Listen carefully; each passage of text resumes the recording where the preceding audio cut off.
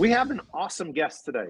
So Alex Sanfilippo is the founder of PodPros. He has built this amazing company. And I look and say, Alex built this company while everyone was binge watching on Netflix and I don't know, maybe not working out during COVID.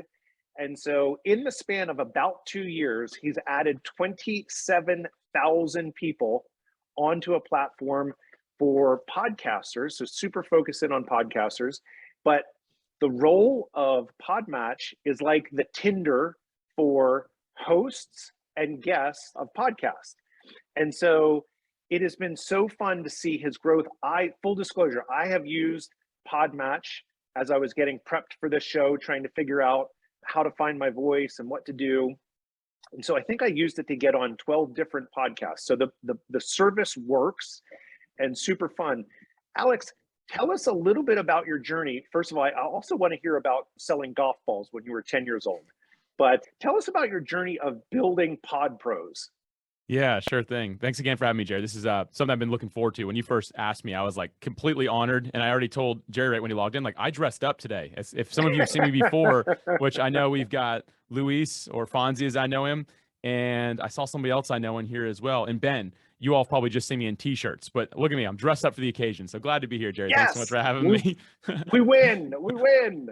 So yeah, a little bit of background like as to what PodPros is. Like that's the parent company name for Podmatch and Podcast SOP for our podcast. Basically everything that we're doing software wise, it's all focused on podcasting.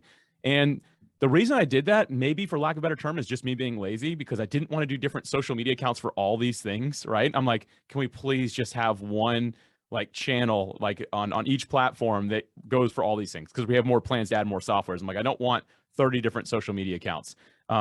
Someone like Luis here could probably help you with that if you want to go that route, but that is not my vision. I just want to kind of keep it organized. So yeah, PodPros, the organization is focused on software solutions to help podcasters go further faster, to make more out of their podcast. Like if people want to learn to monetize it, they want to grow their audience, want to be more impactful. The whole idea is, can we do that through software to help them?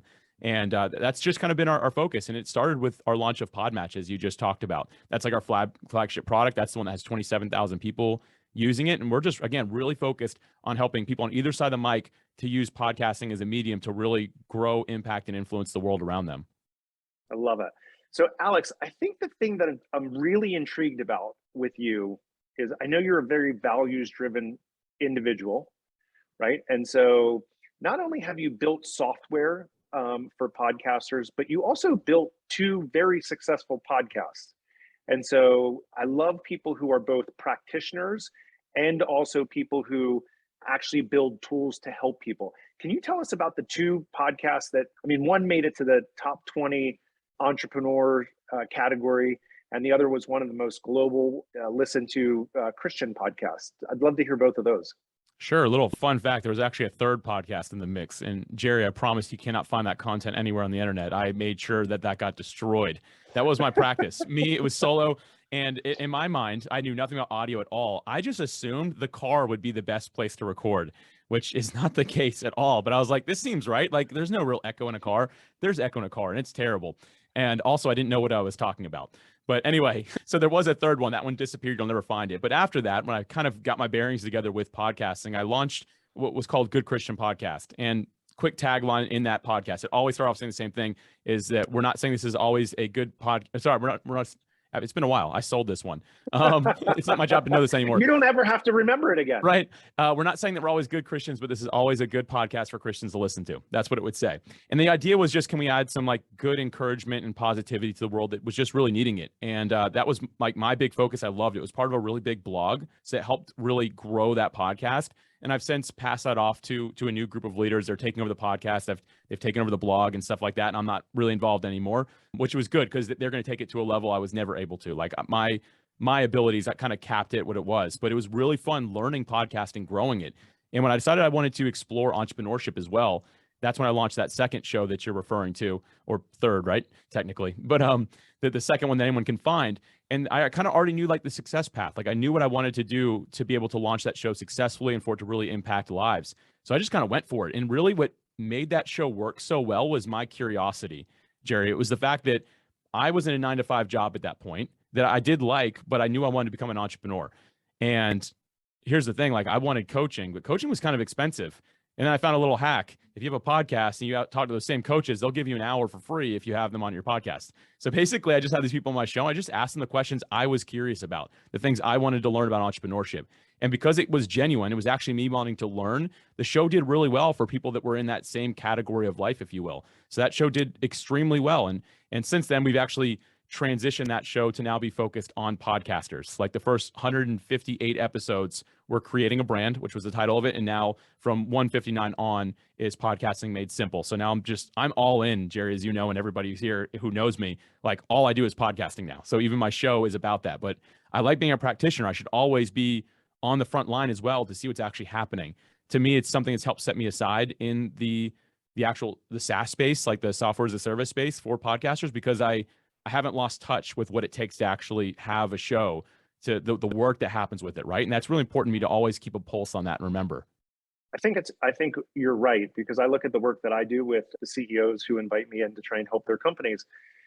The fact that I've run 5 different companies, 5 different industries, B2B, B2C, and have had some level of success in running them, super humbled. I mean, Zach Mitchell, who's on the call, the best COO that I know, helped me run one of them. It gives you a different perspective and different level of authority to walk in and say, I have done this. I've had my teeth bashed in. I know what it feels like to be the lonely CEO sitting in that seat and trying to figure out what the path forward is to doing that. So that authenticity, I think, is always just so critical in all the things that we're doing. One of the things that I wanted to talk to you about, because I'm so curious about how you've built this business so quickly and the brand extensions that you're doing, while staying so focused in on the podcasting industry. So in February, because I invited you to come and visit with us, I had 15 CEOs in from all over the country. You were traveling, which precluded you from joining us. But I see the two biggest challenges in business in 2022 is leadership agility, because the workplace has changed so much. And so what worked in prior lives is not working now because we're living in a digital world, remote, all of those things. But the other piece of this is, which is super critical, is marketing. And so, I see podcasting, we do it as a live show, repurpose it as a podcast. But as I look at it, why are you so passionate about the podcasting industry? Because I think it is a great entree in breaking through the noise, that's in the marketplace today. Yeah, it kind of goes back to when I launched that second show or third one, however we're going to look at it, but the Creating a Brand one. When I launched it, I hadn't done a podcast production at that level myself. So I started asking a lot of questions, and I just quickly learned that many people in the industry that were other creators, it was like an abundance mindset thing. Like everyone was very giving. They wanted to help. They were like, I'll come on as a guest if I can. I'll share it. Like whatever you need, just let me know. And I really liked that. The industry I came from previously was aerospace. And for anyone who knows the aerospace industry, nothing against my company, but the industry as a whole is very cutthroat. So you just have to kind of be careful, right? Like everyone is working really hard. There's a lot of dollars in that industry, which can breed a lot of selfishness and stuff like that. So I came from being hyper competitive, which is kind of out of the normal for me. So I kind of had to be like a hybrid of myself in that space to do well, to stepping into something. I'm like, man, these are my people. Like I'm just like this. And as I got to know podcasters, shortly after I launched my show, I started getting asked to speak at all the different podcasting conferences, which I'm super thankful for. And so I started just jumping on those stages, and I kept on hearing people ask questions like, hey, I'm burnout. Should I keep on going? Should I stop? And these questions would come up, and I just know the fulfillment that came for me when I was launching my show, when I started growing it and getting able to speak and things like that. All that really led to a lot. And when I started hearing these questions, I don't know how to describe it, Jerry, other than the fact that it became a burning passion to help. And so I can't tell you the moment that it happened, but I just know something switched inside me. I'm like, this is where I'm supposed to be. These are the people I'm supposed to help. And I see what the content's doing in the world. And I can also see the direction the world's going. Podcasting is more popular than it's ever been. And that's continuing to rise from a listenership standpoint. And so I'm realizing if I can help these people, they can keep on impacting the world. So I don't have some revelation moment. It just was a spark that hit one day that this is an area of passion that I wanted to dive all in on. I love it. I think what I'd love to do is, I have the business acceleration model, which I broke down in episode 2 or 3, I can't remember. But I think your work with Pod Pros is just such a great like case study. And so I'd love to just like run through that and Oh yeah. break down your business, because I think, you know, it's the hints that I keep on seeing time and time again of why companies succeed, why compelling companies always outperform. It's just a truth that I have seen both personally and for other people whose businesses that I've come in. So the foundation of what it is that you've done, like I know you bootstrap the company. You're not like a funded SaaS company. So you guys decided to bootstrap it. But you know, your resource there was that you had the intellectual property because you did it. You actually understood the pains of what it took to go through this. And so, you know, that's one piece of it. What is your vision for Pod Pros? You spoke a little bit about that, but you know, you have a clear vision for Pod Pros for sure. Yeah, I definitely do. At the end of the day, when you look at podcasting and people that are on that side of the mic, like the actual creator themselves, there's a very high failure rate. Basically, at any given time, like right now, there's 2.6 million podcasts, give or take, right? Like right around there, that are like the total number. The active shows is about 425,000 right now. And the interesting thing is, in the last 13 months, that 425,000 has not changed. So obviously, it's like new creators come in, stay, old ones leave. New ones show up, they leave. Like it's been the same. And I was talking to some of the legends in the industry, like these hosting providers that have been. One of the guys, he launched I think he said it was the 29th podcast out of all of them. So it was Jeez. like 100 years ago, whatever it was. But anyway, when we were talking, he said, yeah, it's the industry has been stagnant from an active podcast perspective for the last 13 months. But listenership is growing. So the opportunity is increasing for the people that are staying in the game. But to answer your question, Jerry, what my passion is, how can I help more than just that 10% of people stay in the game, right? Like, how can I keep people podcasting? And because I know that I see the passion, I see the heart behind it, people have a desire to help. How can I take that really low percentage that actually stays in the game and rise it, right? So 425,000, what if I could help get that to 500,000 active podcasts that are out there serving the world? At the end of the day, like my passion is helping those people get that great content out to the world. And that at the end of the day is what drives everything we do. And we always remind ourselves that our members are our priority. So never do we look internal of like, how do we make more money? But I believe money is a byproduct of the value that we add to this industry. And those people that Amen. are adding the value to their listeners, the more they can do that, the more that we're going to win. And so that's kind of like our vision behind it, to give you maybe too long of an answer there, but that's what we do. That's right. I think you said it. It's your North Star, right? And Yeah. so once you're really clear on where you're going, and it's the piece that I think companies miss at the foundation of what it is that they're doing. They don't actually have a clear picture of what the future state looks like. And I don't care whether it's you as a high performing individual or you as a company, you have to have a clear picture of what the future state is, because once you have that, it is way easier to allocate resources and chart the path forward to go do it. And so, you know, I call it, it's like a leaf blowing in the wind. When a company isn't succeeding and they're not quite sure why, and I start asking them foundational questions, well, where we're going? Well, we're not sure. Why did you start the business? Well, I'm not sure. And so you get to get clear on that first, whether it's you personally or professionally. And it absolutely is so important to your success. Yeah, Talk to me Jerry, a little can, bit. can I add something Yeah, right there real quick? I'm sorry, I don't mean to cut you off. I just think it's so important to mention the way that I've please. been able to really do this well. And I'm not trying to pat myself on the back by saying this, because as a matter of fact, some people will tell me this is not the right thing to do. But I just do what I call doing things that won't scale. And what that means is once a week, Love I it. do my best to get on a call with somebody who is an indie, like an independent, brand new creator, or one that just has 50 episodes, or basically, I'm not going to make a penny off of that call ever. And I'm going to spend 30 minutes of my time with that person. But it reminds me of why I got into it in the first place. And I think that when founders like myself, like we need to streamline what we do, or we'll run out of time completely, right? Like our capacity will just get burnt out. I always have to leave a little bit of room to do things that won't scale so I can get back to my why. I can continue to lead properly, because I think a lot of us, we just move on from what we originally decided to do. And that's how we lose focus. And I just know that if I'm not in touch with those individual creators, I could potentially, I'm not immune to that. That could happen to me too. So I want to make sure that I'm talking to the people that are actually using our software, not using our software, just in the industry, so I can just understand what the general need is. Sorry, Jared, I didn't mean to cut you off there, but that's a really important point that I No, really wanted to share. I think you're so right, right? And staying grounded.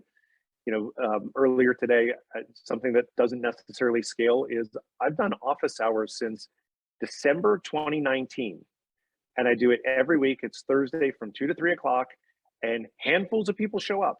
And when I first started that, some weeks it was just me. right? And I laugh because I'd put it on and I'd sit there and I'd wait and I'd think, all right, 20 minutes, probably no one's coming this week. And so, but I've done that and consistently again and again and again. And so I don't know, I think there were maybe 9 or 10 people on the call today. Fantastic conversation. And for me, it regrounds me because I do get to see lots of recurring challenges inside companies, but these are people that I'm not necessarily working with. And I get to see more and more challenges. What are the things that are happening out there that I can help people solve or avoid so they don't have to get their teeth bashed in? And Right. so That's good. I love that. yeah. Tell me about your values, because there was one in particular that we have a shared value, but tell me Which about one's the our shared values. value? I got a question on that. What's our shared value? So a bias for action, right? And so Yeah. Okay. you call it a bias for action. I call it ultimate ownership, because owners take action, and we see problems that we can solve, and we take action to do it. And the most successful people I know, Alex, take action differently than the people who are the wannabes or the should have beens or could have beens. And so I love the bias for action. Yeah. So the others that you're mentioning there, first and foremost, like me as an individual and as a company, like I have an obsession for other people, to serve others, to love others, which my faith kind of demands. Like me as a follower of Jesus, like that's who I am. From a company standpoint, we call it a member obsession. So anyone who uses any of our products, we do not use the word client, customer, anything, I don't even know, user. We don't use any of those terms, even on the back end, which is funny because my co-founder, he's a technical co-founder. He's like, dude, these are technically called users. He goes, I'm not talking about the people, we're talking about as a whole. I'm like, we've got to get our verbiage right. I'm like, if we start slipping there, I can't get in the mindset of this is a paying customer. No, it's a member, because we like to think of it as a family, a community. So I just call it a member obsession. We are obsessed with doing what we can to serve those people. And that's the first filter we put everything through. Up next with that is just creating solutions. Like we love to be innovative. We love to explore new ideas. I mean, almost every week you'll see me post something in our community on social media or wherever of just something new that I'm like, what about this? What do y'all think? And most of the time, like people will just be like, that's weird, Alex, right? Or like, it's just not going to happen. But we want to create solutions and think like creatively to do that. And then, action, ownership, as we're saying, like being that person that's not going to sit back and be like, all right, we'll do that later. No, we're going to go after it. Like we are aggressive with our timeline. And the last thing is we just focus on continuous improvement. And I do this personally as well. Like I'm not trying to never have I ever gone through a day and want to get 10% better in any given day. I'm just going to get 1% better today, but we're always improving. So you can do that like on an ongoing basis. It's like some people, though, like the beginning of the year, I always feel bad. People go to the gym the first week of the year and they just work out so hard. I mean, they wear their bodies out. They are done. They physically can't go back a week later. Some people just decide to quit, but most it's like, I physically can't. If you would just start working out 5 minutes a day, get up to 10 minutes a day, maybe 15 or 12 later, right? That consistency is what really adds up over time. And I want that in my personal life and also in our organizations, that we're not saying can't launch it, it's not perfect. No, we're going to launch it and then focus on continuous improvement with whatever we do. Yeah, I love that. We had Amanda Holmes from the Ultimate Sales Machine on last week. And the term that I love in that book is pig-headed discipline. And I find that people just lack consistency. So being able to live your values first time, every time, to call it out when you've missed the mark. I call it raising your hand. Everyone has to raise their hand to say, what, Alex, I'm not calling you out. I'm calling you up to the shared values and vision that we have as a company, because that's how we get better every single day. And so I love that focus. So now we're gonna launch Podmatch, right? You come up with this idea, and it's right before COVID. We're getting whispers of COVID. It's March 10th. You have this idea. I think March 13th, the world shut down. Yep. And you launch it 3 months later. How did you launch it? What happened? How did you go to market on that? Yeah. So going back to just focusing on continuous improvement, a friend of mine, Chris Kremitzos, has a book called Start Ugly, which has really been beneficial for me. And the name kind of says it all. At the end of the day, like just do what you can to get something out as quickly as you can to the people who need it. So we didn't have a logo. It was basically just text. It worked, but that's all it did. To backtrack just a little bit, though, that was my mindset going into it. But I don't have the technical know-how. Like I am not a developer. Like I don't do any of that. So I immediately knew that, hey, I need somebody with me to do this. So I immediately put aside any pride that I had of like, I'm going to own this whole thing. I called a friend that I had known forever. I mean, I was in this guy's wedding 11 years ago. He was in my wedding 10 years ago. Like we've known each other forever. We worked on one project years ago that was like someone else's project. It was really short, but we loved to work together. So I knew I had the synergy. So I called this guy and was like, hey, man, I've got this idea up on the whiteboard. I pitched it to him. I'm like, any chance that you'd want to just come on board with this? And he's like, yeah, like, what are you thinking? And again, put your pride aside. I know just the best partnerships are not like, well, it's my idea. We'll do 70-30. No, I was like, let's do 50-50 down the middle. And just anything we add to this ever, we'll just do it that way. And then we just quickly, a lawyer quickly like that we know, just draft up a document for us. We each put $2,500 into a bank account. So we had $5,000 total and just went for it. So I basically was like, here's the MVP, and he told me this is impossible, that's impossible, this is good, you should do more of this, right? Like we hashed it out and then just went for it. And what we did is we launched on June 15th, 2020, and 100 different people previously at an event said that they would really want that solution. That's who we gave it to when we launched. So the day we launched, I told those 100 people, try it, tell me if it works. And Jerry, here's the thing. It didn't look great. There wasn't a logo. I think one person said, you should get a logo. The other 99 said, this is really cool. It does what it's supposed to do. So at that point, we then focused on continuous improvement. But what I see so many people do in software is they get this really nice, polished product. I mean, it is like you could sell it to anybody on day one. But the problem is no one even wants to use it because they got that part wrong. They focused on like the way it looks and feels instead of the actual solution to the problem that it solves. And we just did the opposite. We said, we're going to find the problem, solve the problem, then we'll make it look better later. And that's been our focus since day one. And I love that mindset. I was taking my daughter to school a couple years ago. We had to go to the dentist, and she goes to a Montessori school. So we're walking in the back because I'm walking in her class, and there's giant letters on the back door that say fail. I was like, whoa, that is not a very Montessori-like concept. And so I got a little bit closer, and it's the whole Montessori model thinking, which was first attempt in learning. It was the acronym. And I just thought that's brilliant, because when you change your mindset of what failure is to it's a learning opportunity, I know that doesn't work, so let's try something different, iterate, iterate, iterate. I think it is such a helpful mindset. And there are so many people that have the imposter syndrome that holds them back. What will people think of me? What happens if it doesn't go right? It's okay. I mean, I used to laugh. No one reads all of your posts, right? My mom maybe read all of my posts when she was still with us, but no one cares nearly as much as you do. And so I would much rather fail trying to win than lay on my deathbed at 75 in the hospital thinking, what if I had tried and I never actually took the chance? That scares me way more than the opportunities where I go like, I got my teeth bashed in on that one. That's okay. What did I learn? How do I get better? How do I help my people more? And so I love that you have that mindset. Yeah, with our team, we tell them to have, and this is something I actually stole from Jeff Bezos, but there's basically two types of decisions that they can make. A type 1 decision or an open door decision, and a type 2 decision, which is either it's a closed door decision, which means you walk through it, that door closes, you can't go back. And I always tell my team, if you've got one of those, bring it up. But if there's a way that you try something and it fails, it doesn't work, but we can walk back through that door and try going through another one, then go for it. You have that creative flexibility to do it. And I've made sure that me, my team, we all have that. And there's no like, how dare you? That didn't work. That was a bad idea. We don't do that. The only time I actually ever treat any team members like that is when they just won't do anything. They just sit back and they're like, oh, I was nervous to do it. I'm like, no, that's not the behavior we want. Our members don't benefit from your ideas sitting in your head. Our members benefit from you pushing them out to the world. So that's I just call it type 1 and type 2 decision. I got that from Jeff Bezos, but it's been very helpful for me. I just think, is this door closed or is it still open? Because if it is, I'll try it and then I can just go back. I love it. And that's my vision for this show, right? Because I'm on a mission to positively impact 5 million people in the next 5 years through better business. And I just look and say, we're always better together. And so how do we collaborate? How do we share ideas? And I would encourage people all the time, pick up the phone, call people. Alex, no ego. It's one of my favorite, characteristics is how do we just do this better? How do we do this together? It's not pride of authorship. All I want to do is win.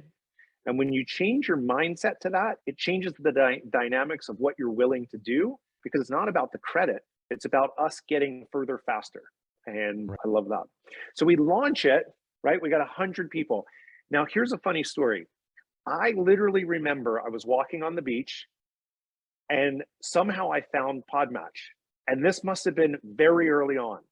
And I think if you go back, I was going to do this before this call, but I didn't get a chance to do it. I sent you an early message on Podmatch, and I'm guessing that it was one of the first messages you got, because I don't know exactly where it is, but I am going to go back and check that out.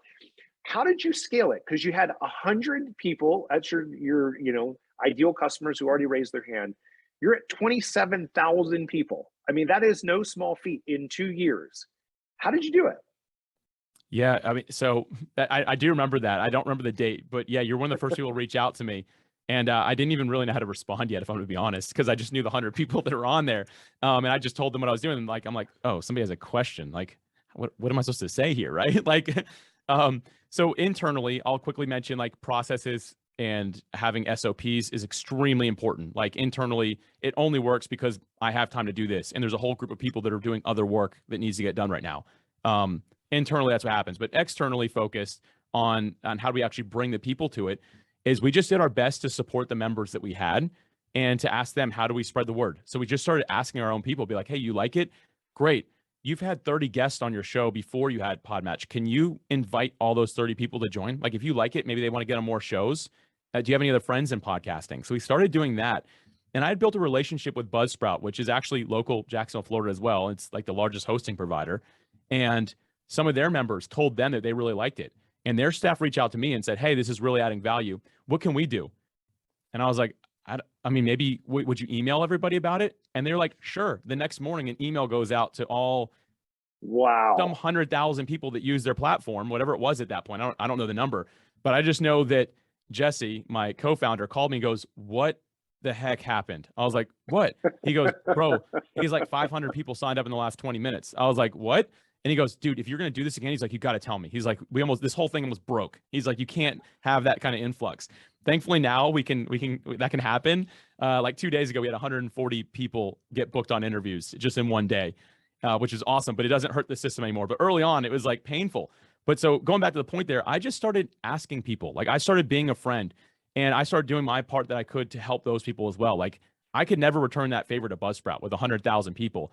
But one thing that I do is whenever someone's like, hey, what hosting provider do you recommend? Buzzsprout. Easy. Every single time I say that, I'm like their biggest advocate. They have like supported me so much. So it's just a matter of us, hey, let's be a community together. And that's the other big point is just build a community around it. I've done my best to be accessible. Like occasionally people are like, wow, I can't believe I'm talking to you. I'm like, oh, it's pretty easy. Here's my phone number. Here's my email. Like I might not answer right away, but I want to be part of this. So we just built a community around it. People have just been willing to share a resource that's really been helpful for them. I always love, one of the things that I really dislike is when people say that someone's a self-made person, self-made man, self-made woman. I do not believe that in the least bit. I have stood on the shoulders of giants my whole life. When people loved me, when I didn't love myself, gave me opportunities, it was extraordinary. And so I think it's that humility, we share that lack of ego. And what a gift that Buzzsprout gave you. Right? All we needed was that chance. Like I think so many times people get almost to the finish line, and because we can't see the finish line, we stop, and we're inches away. And it's that discipline and that focus, that pig-headed discipline. Just keep on pushing. If you're really clear on what your North Star is, and you have some metrics to measure your progress towards it, then you just keep on doing it. You keep on running through the wall until you get that message out, and hopefully you get a lucky break like Buzzsprout gave you.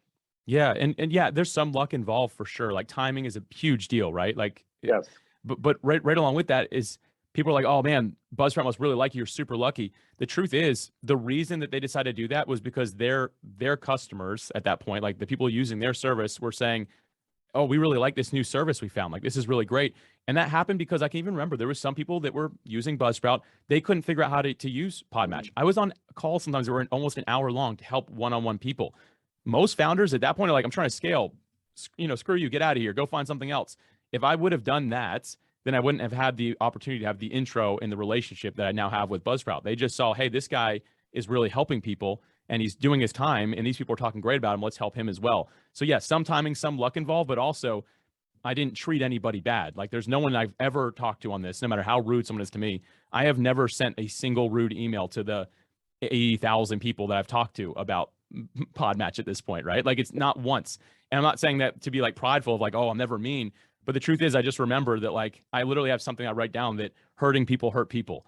So like when someone's hurting me and being rude for literally no reason, I just have to remember, you know what, they're probably hurting, and it's my job is to love them, and maybe they'll stop hurting so much. So I just have that perspective. My whole team has that as well. To remember, like, hey, let's just do our best no matter what to always respond in love and to take care of people no matter how rude or mean they are to us. And so we've just always taken that approach, and that will serve you well no matter what. I mean, that will always serve you well. One side note there, sorry, Jerry, I got to share this real quick. No, do it. I had somebody who they started a service company in podcasting a couple years ago. They reached out to ask me something, and it was just in the line. So I was just like, I can't do it. And they just cursed me out. And they're like, I'm telling all my clients to never talk to you, never use you, any of that stuff. I was like, it's perfectly fine if you don't feel that you can. But I told my team members, like, that person was so mean to you, and you were so nice back.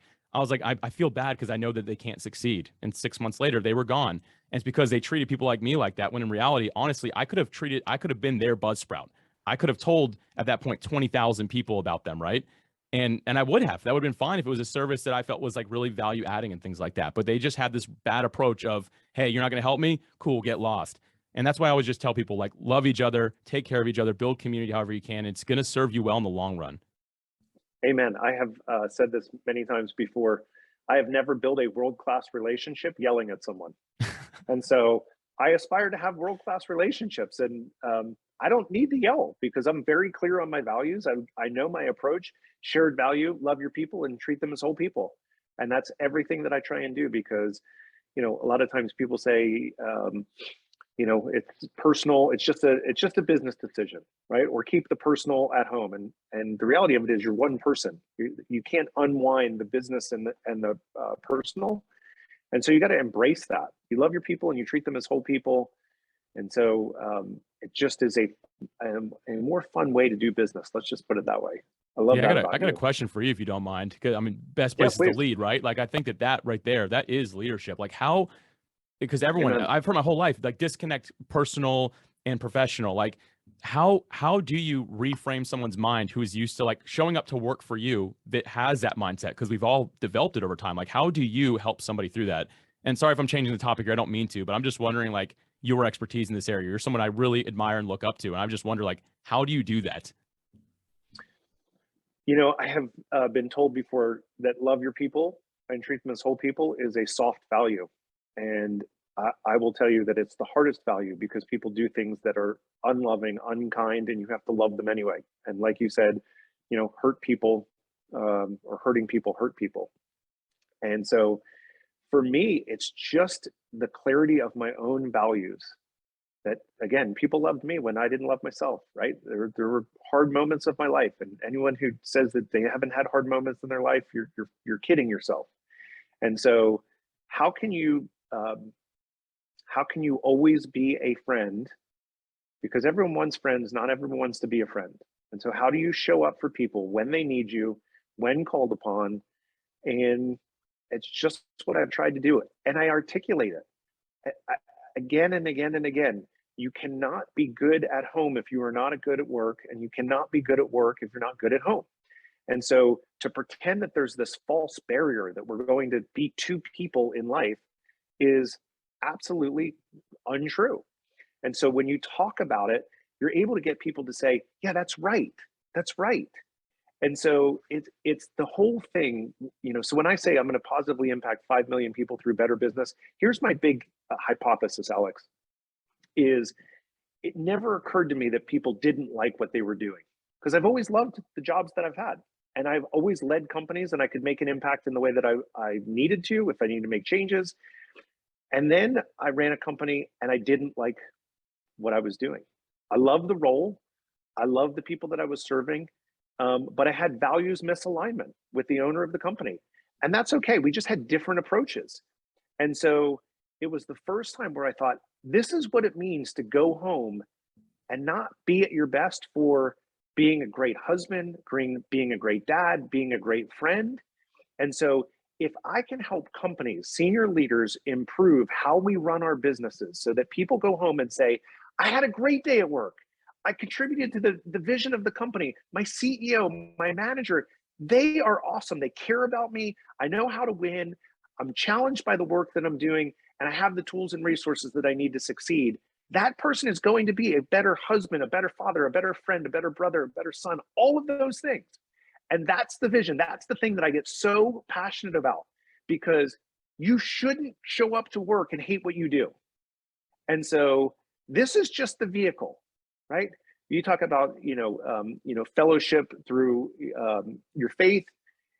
This is part of my faith. This is how I'm supposed to make the world a better place. And it would be a miss on my part not to evangelize that we can do better. We should do better. And if you love your people, everything just falls into place. And that to me is just common sense, but people's egos get in the way, because we've been told that the person who yells the loudest at the table is the one who gets their way. And I reject that, because the only time I yell and scream and jump up and down is when I'm wrestling Zach or I'm celebrating someone, and their accomplishments. That's when you hoot and holler. That's when you jump up and down, because when your values are clear, decisions are easy. And when everyone is clear on the mission that you're going on, hot damn, you got something good. And so all the rest of it just falls into place. And so my answer is I have clarity on it for myself. I know the impact that I want to go make on the world, and I talk about it all the time. And so you just get people to go like, you're right, I don't have to yell, because when I'm clear, then the expectation is set and there really isn't any more conversation about it. Man, that's the highlight of this thing, everybody.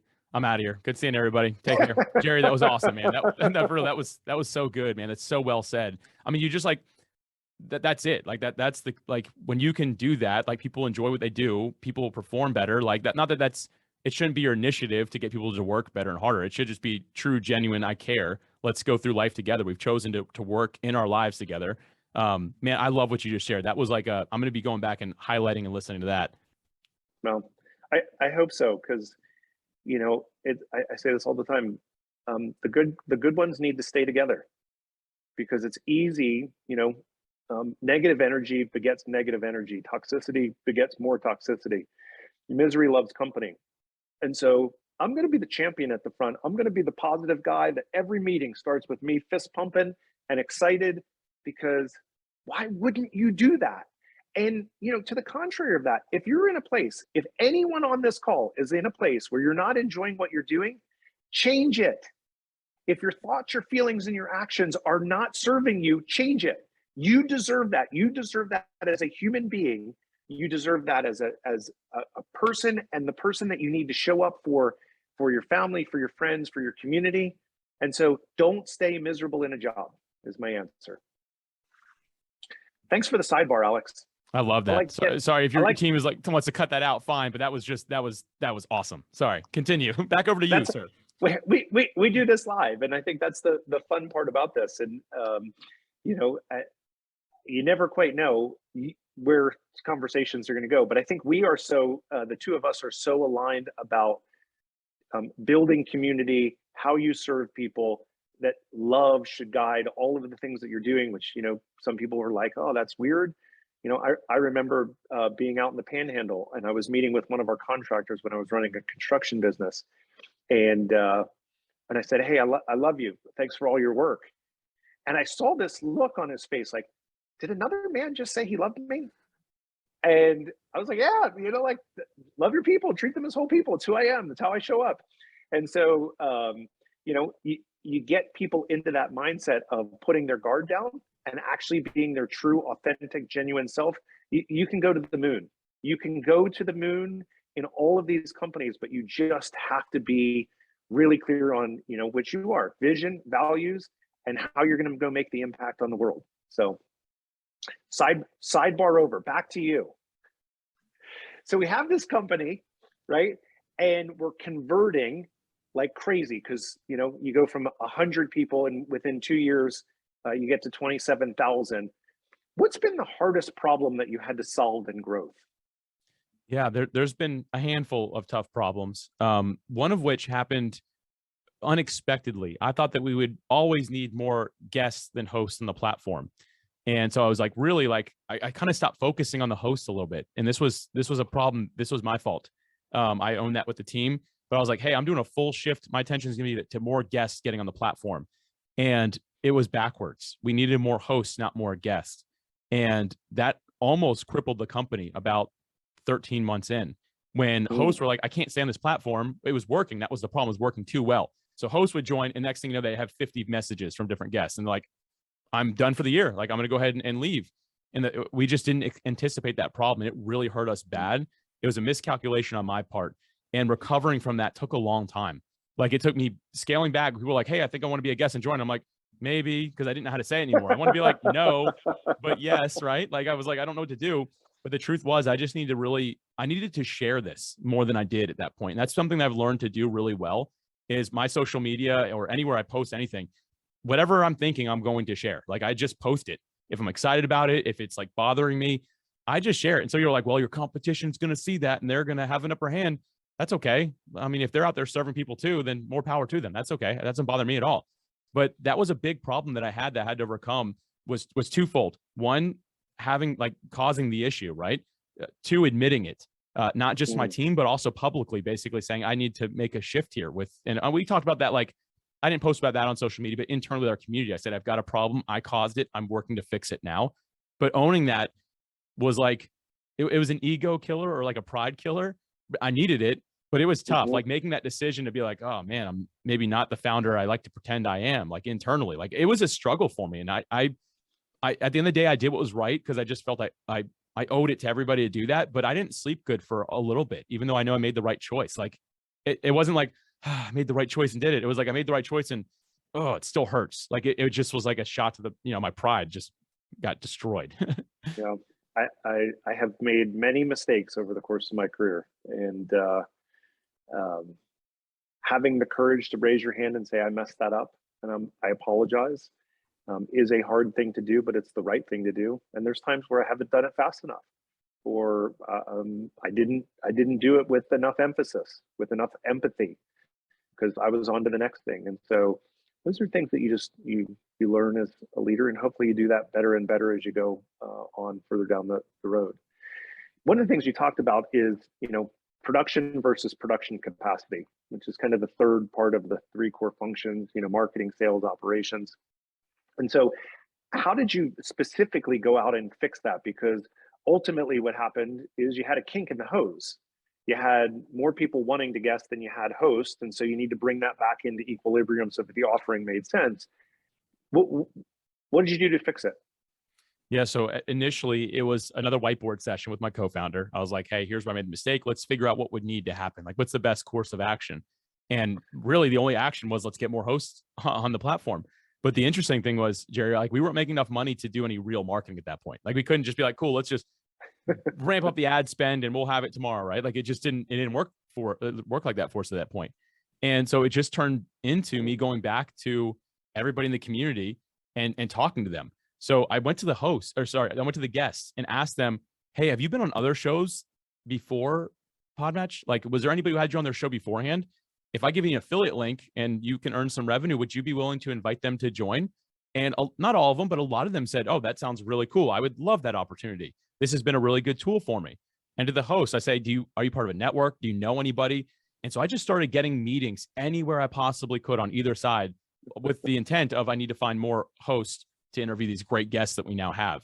And it took a little bit, but 6 months later, we were in balance. And then we went like crazy with the host. But the truth is, if there was 1 million hosts on there and only 1,000 guests, it would still not, that's work. too extreme, but it would work. Basically, if there was 2x or 3x the hosts, it doesn't cause any issues on the platform. And we got back in that healthy balance. And again, it took a while. It hurt us long-term, like me personally and my co-founder financially, because we basically we knew the company wasn't going to grow. We weren't going to pay ourselves at that point. We had to fix that problem. But yeah, it just turned into basically strategy and then a lot of outreach. And we really just went after that. And Jesse helped me on the back end with like support, because when you're bringing on a lot of people, there's questions, right? There's areas of like the sign up process that weren't gelling with people. So he's always going back, tweaking things, fixing it. We had to get that machine rolling again, right? Like a flywheel. We found the few spots that were keeping it from spinning fast, and we just went after them and really, thankfully, recovered. Like, it could have been the end of us, but we did recover from it. I love it. I want to switch to you personally a little bit before I come back to Pod Pros. People are always curious about high achievers, founders, CEOs. What's your morning routine look like? How do you set yourself up for success? Yeah. So my morning routine starts the night before. That's an important point here. My morning routine can't be good if I was out drinking all night, staying up all night, playing video games, watching Netflix all night, right? Like, right. Doesn't matter what I do in the morning. It's going to be destroyed if the night before wasn't good. So I always make sure that I get to bed at a certain time. I make sure that I go through, I express gratitude in the evening. Like when I go to sleep, I go to sleep. Like my day is done. And that's what's important at that point. So when I wake up in the morning, I actually don't even set an alarm because I go to bed at the right time every night and my body just wakes up naturally after 8.5 hours. So I get up around the same time and I'm not too strict on that, but I usually wake up around 7, but at 9 o'clock is when I start work. And so during that time, the very first thing I do is like, as soon as I wake up, I don't sit in bed. I don't grab my phone. As a matter of fact, my phone's in another room. So I get straight out of bed. I go to the room that I like to do my whole morning routine in, and I turn the lights. So I immediately turn the lights. I put on my clothes. I brush my teeth. And then I'm not like the ultimate morning person. So I started doing this thing that's kind of weird, but I smile in the mirror. And it sounds weird, but smiling actually, I don't know what it does, but it'll wake you up, believe it or not. So I'll just sit there and smile and look like a total dork by myself. I hope it's not a two-sided mirror. I'm going to find out one day, but like I just sit there and I smile and I kind of get some energy from my wake up. And then from there, I do some like, how long, hold on. How long do you smile for? I mean, it's less than 30 seconds. So don't think I'm sitting here for minutes, just like cheesing at the mirror, like it's not like that. I love this. I'm trying this hack. But it's helped me a lot. And I get straight into doing some like light stretching and stuff like that. And I have this thing it's called like a vibration plate. You stand on it, just literally vibrates really fast. But like I stretch and stuff on that. And it's in a lot of chiropractic offices now because it's supposed to be good for your spine and stuff. It's great. You just stand on it and you kind of stretch from there. And then kind of last thing that I'm doing is I just go through like what I'm thankful for that morning, what I'm excited about that's happening. I write out my schedule. Like I actually hand write it all out because my days are pretty prepared. So like I'm ready to go. And then after that, I go back and kind of reflect as to like where I'm at in life, where I want to go. And then I flex what I just call my creative muscle. 15 minutes, I come up with one random creative idea. 99% of the time that stays in a journal. I never touch it. It's a terrible idea, but being creative is a muscle. It's not a skill. So I want to flex that creative muscle. So that way, when there's something that comes up with Pod Pros, I'm like really quick on my feet now, not because I'm naturally good at that, but because I have developed the discipline of exercising my creativity. So when I need it, it's really sharp. And then the last thing I do is I spend time reading the Bible, spend time in prayer. And then at that point, it kind of rolls into 9 o'clock and then I hit the ground running. I love it. I'm a big believer in priming the pump. Yeah. Oh, yeah. So, I have been in a work sprint. And so I do have an Apple Watch and it tells me that I'm averaging 5 hours and 32 minutes of sleep over the last 12 weeks. So less than the 7 that I really like, but I'm so inspired by the work that I'm doing that it works. But I get up at 4 o'clock and have a morning routine that I do run through, and I don't have an alarm that I set. But I love that you do that because priming the pump, I think it's a piece that people who are aspiring to level up don't do. They get up out of bed and they just start on their day instead of taking the time to exercise, read, write, think, make sure you're being grateful, meditate, whatever those things are that fall into you setting your day up for success, super critical. One of the other pieces, and I'll just mention this, if you guys haven't been here before, we do, open mic. If you have a question, you can put it in the chat, we'll ask it, or if you want to come on. But we have a super interesting guest today. And so I would encourage you guys, if you have any questions, get ready to ask them. But one of the things, again, as a founder, how structured is your day? I work with people who are super structured. I work with people who free form it every day. What works for you? Yeah. So I started off testing the waters here. Like I didn't know, Jerry, like previously, like anybody who's had like a 9-to-5 job, like my schedule is set for me. So that makes it really easy, right? Like I know that you get fired if you don't show up here, right? At this time, right? So it made it pretty simple. But when I went on my own, I wasn't really sure what I wanted to do. So I was like, maybe I'll just start when I feel like I should. That's a bad choice. Like I needed a hard start time. Like 9 a.m. is when I start work. And that's important to me.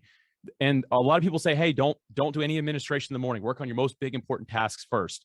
And I started doing that. But weirdly enough, the back of my mind was like, I wonder how many emails I have. I wonder if anyone's texting my phone.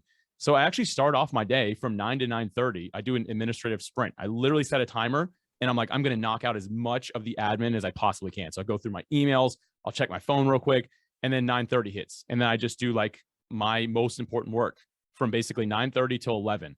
And that's like my uninterrupted time. My team doesn't talk to me. I don't check anything. It's just when I get that one most important thing that I need to get done that day. And aside from that, Jared, I've kind of like played with it a lot. So like in the afternoon is when I'll do my calls and stuff like that. And I like to have a hard stop at 6 p.m. is my target time right now. But I let it be somewhat free flowing. But on Mondays and Fridays, I don't book any outside meetings. So it's just, if my team needs me, I'm available. But I like to work on my bigger creative projects on Monday and Fridays. And sometimes Friday is just a catch-up day. Like my admin sprints I do throughout the day, because I do 3 separate ones, starting with that one in the morning, one in the early afternoon, one at the end of the day. If I just can't get caught up, Friday ends up just being a big day for that. But then Monday is when I can work on a big like strategic project, have the vision for the team and stuff like that. This has worked really well for me. So basically Monday, Friday are my days, and Tuesday, Wednesday, Thursday is outside. It's when I talk to different people and stuff like that. This is the flow that works good for me right now, but I'm always tweaking it, always testing it, and just looking to see what actually produces the most results for me personally. And everybody's completely different. So don't like go try this framework. It might not work. You've got to really know yourself and continuously evolve and try new things with it. Yeah, I think it's super important. I've seen free flow work and I've seen structured work work, but it is something that does come up time and time again, talking to CEOs. How do you do this? How do you handle your day? How structured are you? Let's avoid those do you got a minute meetings that, crush the productivity of the day. And so it's why I'm always interested in that question. So this came from Kathy. And so she wanted to know, what was the initial problem you identified and solved for?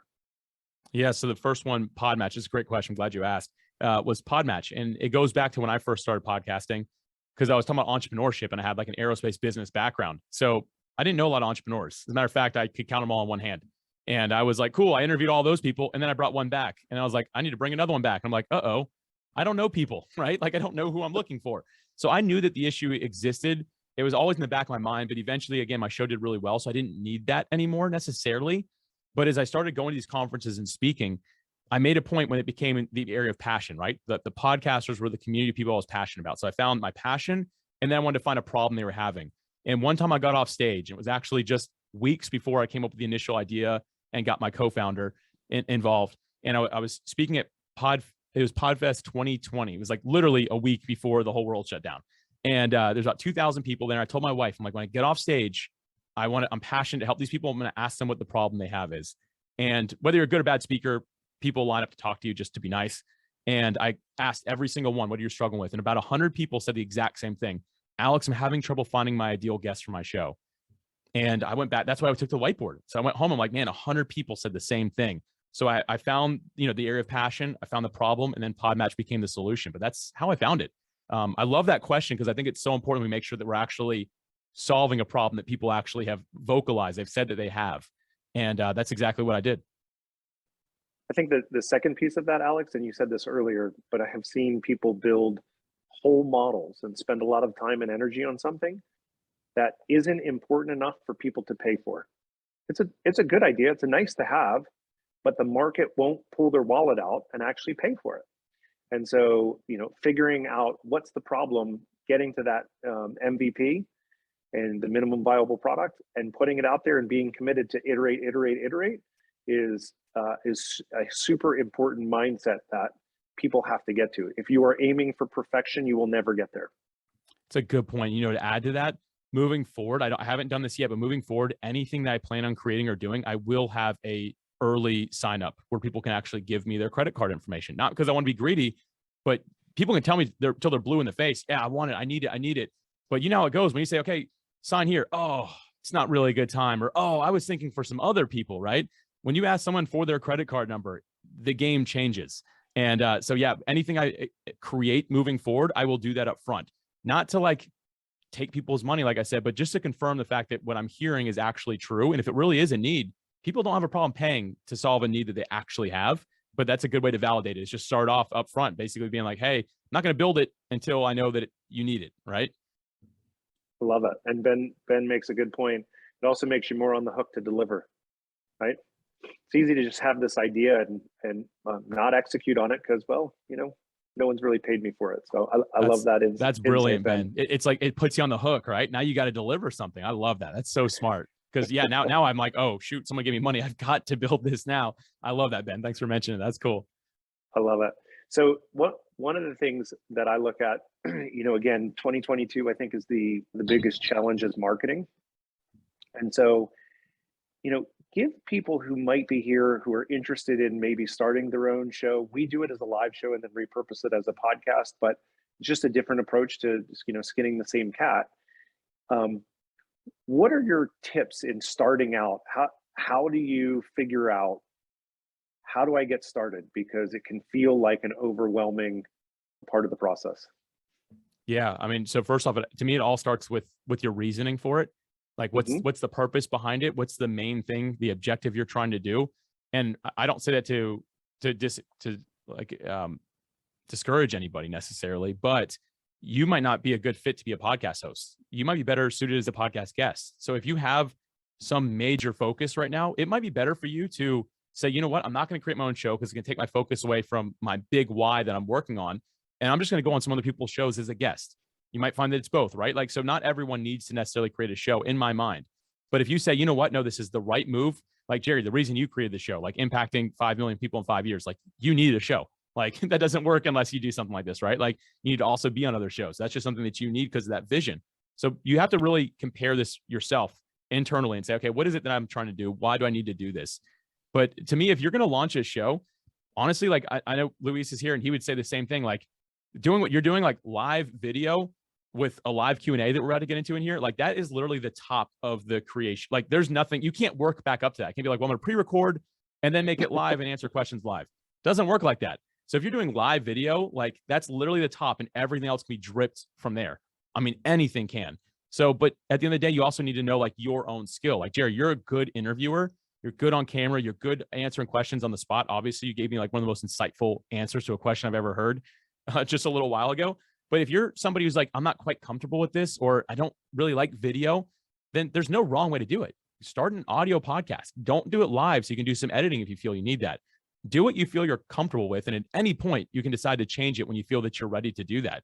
But to me, I always just tell people start from where you're at, but also don't do it alone. Again, I'm sorry, Luis, I don't mean to keep on calling you out, but like you're really good at what you do. Like somebody could talk to you and learn exactly what they need to do, all the action steps to launch a show properly, like easily. And that's going to save, sure, even if they have to pay you for it, whatever, it's going to save them maybe 1,000 hours and thousands of dollars. Like if I would have talked to you when I got started, I would have launched my show 6 months earlier and I would have not wasted so much time and energy. So I always recommend to people, like, figure out what you want to do, figure out the format you think you want to do, then talk to somebody in the space. Get 15 minutes of their time, pay a coach a little bit of money. When you can get that direction, you're going to get the ball rolling a lot faster that way. I couldn't agree more. And Luis and Fonzie's are advisors of mine, as are Be the Stage. Roanne's on the call. She's amazing. My assistant Maria is amazing. Gina, Pablo, Isar. I mean, I couldn't pull this off by myself. Could I figure it out over time? Yeah, I get my teeth bashed in, but it's way easier to like put your guard down and say, I need help. I raise my hand, I need help. And so when you can do that, it just changes the dynamic of what is possible, because, we can go farther faster when we do it together. Yeah, I couldn't agree more. That's been so true in my life. Anyway, back over to you, Jerry. Tell us what's next for Pod Pros. I know you have lots of things that you're working on. And so bring us up to speed. Give us an insight into what the next innovation is. Yeah. So the latest thing we just released, I'll mention, is that we're now paying podcast hosts when they complete interviews using our system. So basically, if they book the guests, they go through and like say when it's going to get released, they leave the review, like all that, we're paying them. It's not a lot, but my goal right now is to help offset the cost of production for podcasters. These indie podcasters, they might be spending like $30 a month. I'd love to be able just to offset that or get them enough to get some part-time help. Like that's the newest thing we launched. Next on my list, again, real quick, it all goes back to the same thing. How can I get that 450,000 people that are podcasting up to 500,000, right? Like what can I do to be part of that? The other thing that I've been talking to podcasters about, because remember, I do things that don't scale, so I'm always having these conversations, is podcast hosts are not being taken seriously by a lot of publishing houses if they don't have a lot of Apple reviews, which I will quickly say, It's a vanity metric. It doesn't actually mean anything. It is nice to see a good review, but it's the lack of knowledge that these publishing houses have. But you might be trying to get a guest, and these publishing houses are like, sorry, you can't have my author because you only have 3 reviews. But so I'm like, okay, how do we help get podcasters more reviews? That's the current thing that's, you can't see it, but behind this screen right here, there's whiteboards that are just like full of like all these ideas and different ways we're planning on doing this. I don't know what we're going to do yet, but we're getting really close, I believe, to kind of cracking the code on how to get hosts more reviews and hopefully get them more guests on their show, more opportunity, or just be able to say, someone's listening to this. Look at these nice words somebody said about my show. So that's the next thing that I'm working on right now, Jerry, and that who knows what'll be next. I don't even know. I'm going to focus on that one. And then next, I might find another issue that someone brings up and I'll go after it. I think because you're so focused and member obsessed, you'll just continue to find a way to innovate forward again and again and again, which reminds me that everyone should go and leave a review for the best places to lead, because Alex just told me that I should do that, and had never even occurred to me that I should tell people that you should go leave a review and write a review if you really like this. So that would be amazing. I'm trying to find the link while you look for, I don't know if anyone has questions, but I'm going to try to find a link. Yeah. I would tell you, if anyone has questions, you can just take yourself right off mute and come visit with us. I've got to think Fonzie has a question, or someone. Ben. I've said way too much in the chat, so I feel bad, but I wanted to say, Alex, what are the things that we need to do after we match up with them? Because like I put in the chat, I usually just leave after they're in my usual process, because I've got multiple matchmaking kind of things. And so once they're on my calendar, I kind of like leave and go away. So what are the things you care about most, or what are the steps that we're not doing that great a job of? What do you mean? Like when you're using Podmatch? Sorry, just trying to make sure. Yeah, you don't even use the scheduler. I don't. Oh, okay. I just send them. Yeah, that's fine. If you already get it scheduled outside of it, there's a button that you can just check. Like, so there's like 3 steps. Step 1 is someone can like go book it. Step 2 says like, I'm ready just to mirror it. And then on the third one, you can just mirror what the calendar says, and that'll just add it to the Podmatch dashboard.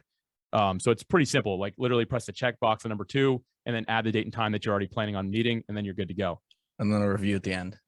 Yeah, so it'll automatically say, hey, can you leave this guest a review, or can you, if you were a guest on a show, can you go review this host on Apple? So it'll automatically ask you that.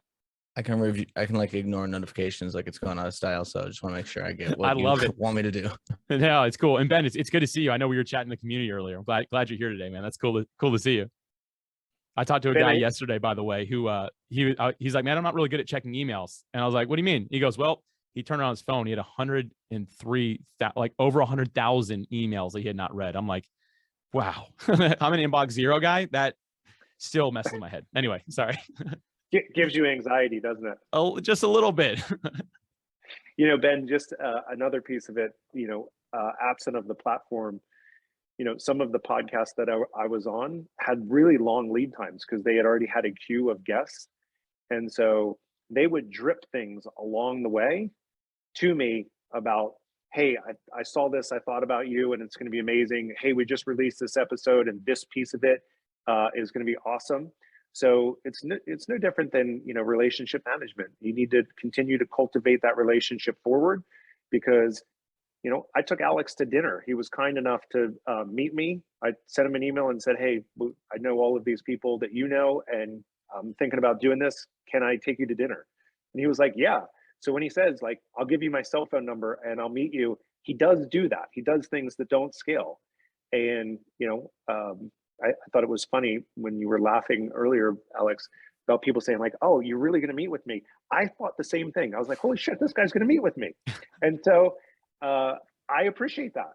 I haven't gotten an invite to hang out again. So I have to just assume that maybe you all don't want to hang out with me. All right. So my problem, sorry, Jerry. I just want to say I've recorded probably 30 or 40 episodes that I haven't released. And I've spent a month before I just released one, meaning I can talk infinitely, but editing and all that other stuff I'm realizing is my weak spot. So the follow through, especially with ADHD, I'm happy to talk to everybody and their mother. But then when I try to actually get it out to the world, that's when I struggle. So I got to get working on that meeting. I got to fail it until I figure out how to automate it, delegate it, or eliminate it. So here's what I'll tell you. It's the trap of the high achievers. We think we have to do all the doing. You do not have to do all the doing. It all has to get done, but you do not have to do all the doing.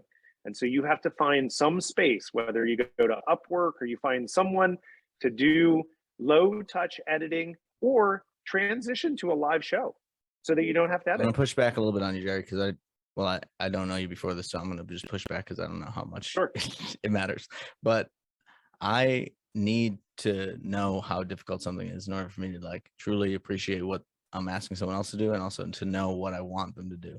So it'll take me sometimes 8 hours to edit a 1 hour podcast. But once I know what the quality bar is for what I need it to be, then I can tell that to another person. Like with the SOPs you're talking about, Alex, I can't even get myself to do one of those because I don't even know my own process well enough. But then once I get there, I'm happy to hand it off to somebody else. But I just don't, I have a lot of trust issues when it comes to a stranger, whether it's Upwork, Fiverr, or whatever. I wouldn't want to go that route. I'd rather have somebody who's like invested into what I'm doing and wants to help out, or I'll just be an unpaid intern on my own thing. I don't care, you know. So let me give you the other side of this. You have 30 or 40 episodes that you haven't published because you're getting in your own way. And so I have a business that I'm not doing because I'm procrastinating with this whole thing. Meaning like this is a distraction from the other stuff I should be doing. So yeah, I can fix a lot of things. Fair enough. And I think because I do work with people just like you who are visionaries and ADHD, and we just have to lean into the fact that that is not your superpower. And you struggling to learn how to edit is not the best use of your time. It is not worth the 8 hours. Just accept that it's hard and it's not something that you do. It's not something that you enjoy doing, because if it was, you would have done it by now. You would have released 30 of those 40 episodes. Last thing I'll say on it is I'm editing right now my episode of my 90-year-old grandmother, and I have to get it out today because it's MS Awareness Month. So I'm up against this. Today's deadline. I'm still here, of course. So my point is I wanted to make sure that one gets the ultimate edit, and then I'm going to probably start figuring out how to release the reins. I love it. I love that. It's great. I just think sometimes we get in our own way, Ben, and we feel this guilt that we should be doing it. And the answer is, if you're not doing it, it's a good indication that you're not the right person to do it. It's not in your unique ability and you don't enjoy it. And so just to add to this, it took me 26 episodes to put an ad for my own company on my own podcast. I'm the only one involved in both of those things. So I've got some weird self-limiting things going on. So, you know, your advice probably appeals to most other people. I love it. I love it. Anyone else have a question for Alex? I got two questions. First, Alex, why haven't you been to the soccer games? We miss you. Y'all don't need me. But we play soccer together. We're on the same team. Full disclosure here. Y'all don't need me. I mean, I'll be back out not this week, but the following week. I went to Podcast Movement. I've been on the road. Trust me, I've been thinking about you guys. But sorry, I haven't been there, man. Yeah, we miss you. And then the other question is, you recently started running some events. So I'm curious, kind of like what is, because I understand that events are pretty big in the podcasting world, right? You got Podcast Movement, you got Podfest. What is your end goal there, right? Is it like a front end type of deal for the rest of your business to attract more people? Is it just one of those, viable moves to you just really want to help people, just bring them together, connect more podcasters? I'm curious, what is the rationale behind putting an event together? Yeah, I'm actually glad you brought this up because I'm really excited about it. So we've done we're just doing a quarterly event. It's all virtual. And we used to do just every week, I would get on office hours, similar to how you would do, Jerry. And people started asking for like continued education stuff. But people started asking me questions that that Luis knows that I don't know. And I'm like, I can give you an answer, but it's not a good one, right? Like, so I was like, man, what do you want me to bring in people? So I started bringing in like a guest every week. And people were like, hey, could we get a couple guests some weeks? So we started having like these little mini, like 2 per week type of thing. I was like, you know what, let's just like bunch this together quarterly. So I talked to everyone. Everyone really loved the idea. So the first one we did, like, I think we had 171 people show up to it, and which was great. Like it was really fun. But the whole idea was just, hey, people that are using Podmatch, that are part of Pod Pros, are asking for further education. Like, let's provide something to them that's just the highest quality. And so we just kind of started pulling people from our own community. Like so far, I believe all the speakers have been Podmatch members or Podcast SOP members. Like they're people that are using what we have and just willing to go out there and say, hey, here's the piece of the puzzle I know really well. and they've been willing to get out there and share it. So the idea, like, I've only marketed it internally. I mean, I posted about my Facebook last time, I think once or something like that, and on LinkedIn. But really at the end of the day, I'm like, hey, we're all here together. Let's help each other get better. Like, and if you have something to share, apply, and we'll hopefully get you out there in front of everybody. But the idea is just something that's continued education for our members. And that's because it was being requested. People wanted more of that. So that's why we decided to launch this thing. Alex, how many people came to your first event? It was 171, or I think that's what it was, 170 or 171. But it was awesome. Like, it was incredible, like really good. And our next event it's on the 21st of April is our next one, and we haven't even posted about it yet. But we've got people that are signed up and ready to go, which I'm really pumped about. Yeah, I think that's a great example of when you do a great job of solving a problem that people care about. Right, you go from awareness, attention, desire, community. Community is the highest, in my opinion, the highest part of marketing that in today's day and age is critical, because we learn from each other. There's a distrust of the internet because the algorithm can be gamed. And so what do? I have a question. I say to Luis and Fonzie, who should I talk to? They say, Alex. I ping Pablo. I said, who should I talk to? They say, Alex.